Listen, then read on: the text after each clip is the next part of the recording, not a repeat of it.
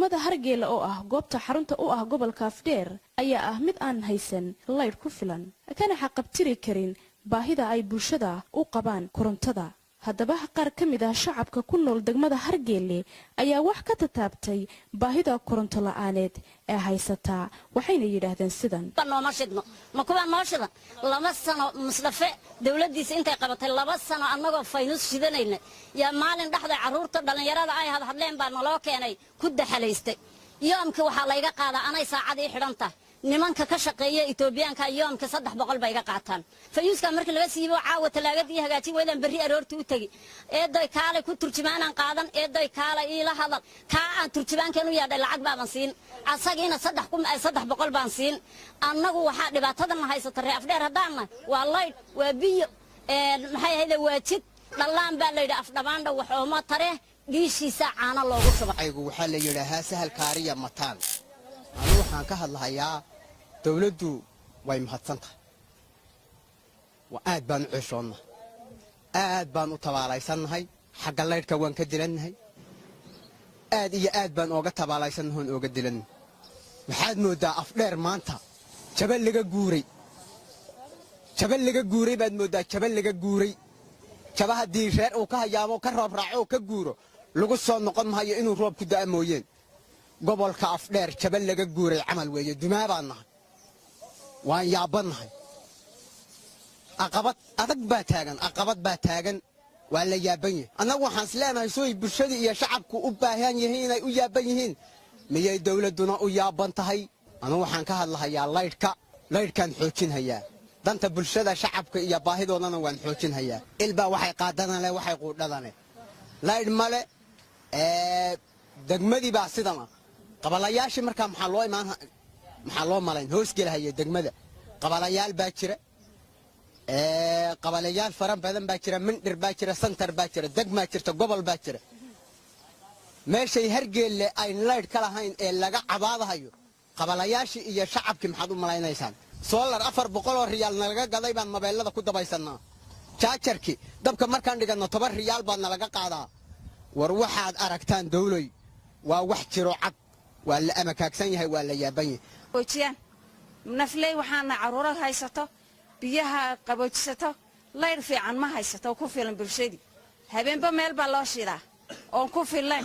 oo subaxi markaa tiraada ibsatid maxay ahayd biyuhu waa kuleel bulshada kuleeda waa dhibaato weyn oo fiicnaan garan marka laydh ma haysano hanala eego gobolkii maadaama aan Hargeyla Afdheer biyo ma haysano laydhna ma haysano laydhkii wuxuu nagu noqday waxaan jirinba motorkiina waa motor waqti hore la dhiga kolku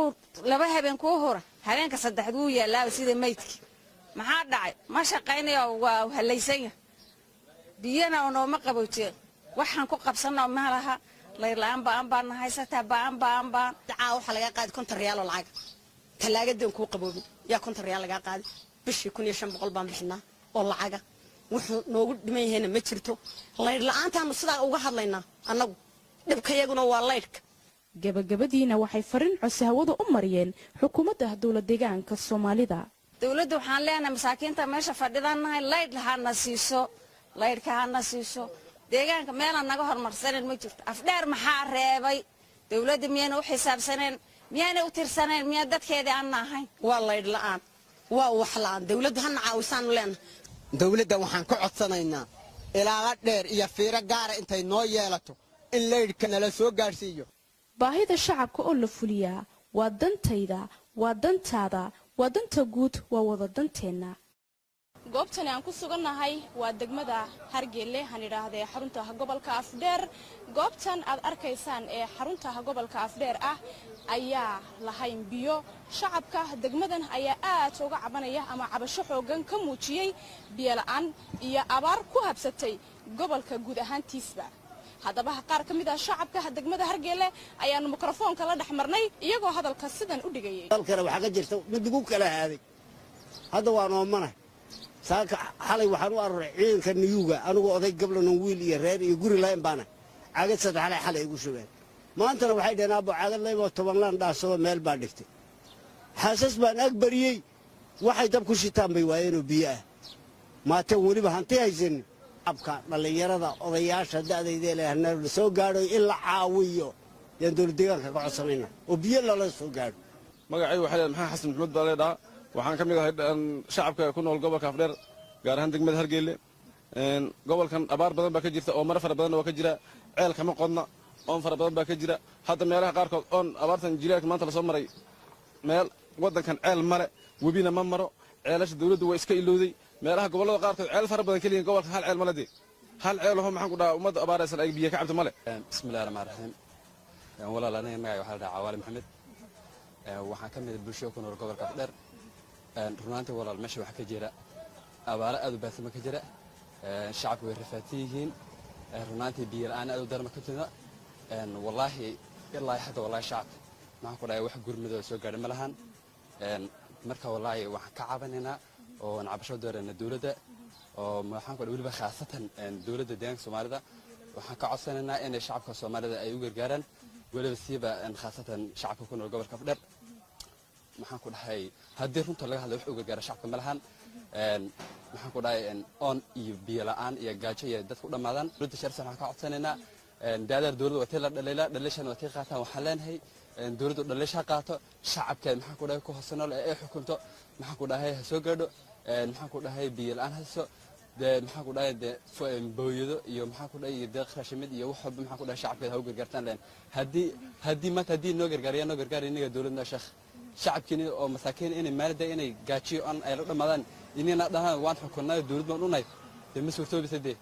marka dawladda waxaan ka codsanaynaa oo si sharaf laga codsanaynaa in shacabka biyo la'aanta u dhammaanay maxaan ku dhahay baadiyaha ku dhammaanay siiba shacabka baadiyaha jooga iyo ugu daran shacabka magaalada way iyo shacabka baadiyaha is dhaamaan shacabka baadiyaha jooga cid og ma lahan cid ka wareysana ma lahan marka dee sheekh maxaan ku dhahay anigu waxaan leeyahay aniga oo ka mid ah dhalinyarta gobolka Afdheer waxaan halkan maxaan ku dhahay ka gudbinayaa in maxaan ku dhahay shacabka maxaan ku dhahay abaaraysan ee tabaalaysan ee maxaan ku dhahay cidlada oonka biyo la'aanta haysto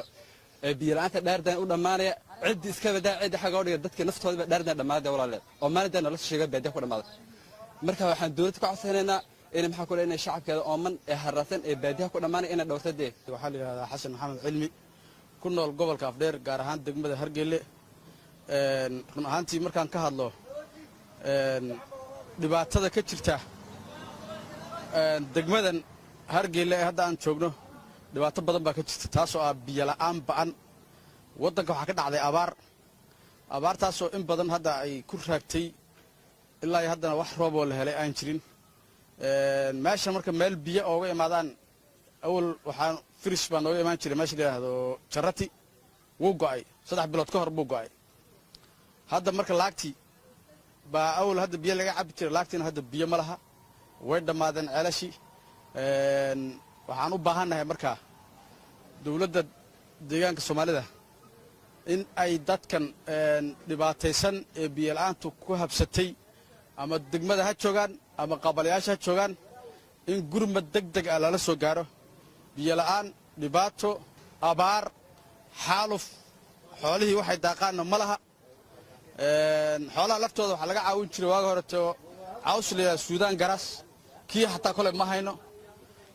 qabalayaashu markay dhibaato badan bay sii qabaan gaar ahaan degmada hadda meel ay ka cabtay biyo ma laha marka waxaan u baahanahay gurmad degdeg ah oo lala soo gaaro degmadan iyo gobolkan Afdheer marka sidaa darteed xukuumadda dawladda deegaanka Soomaalida waxaa la soo gaadho gurmad degdeg ah waanan sugaynaa sida ugu dhaqsiyaha badan inay soo gaarsiiyaan baan sugaynaa Tiri Yuusuf wararka Nabad TV degmada Hargeysa ee xarunta gobolka Afdheer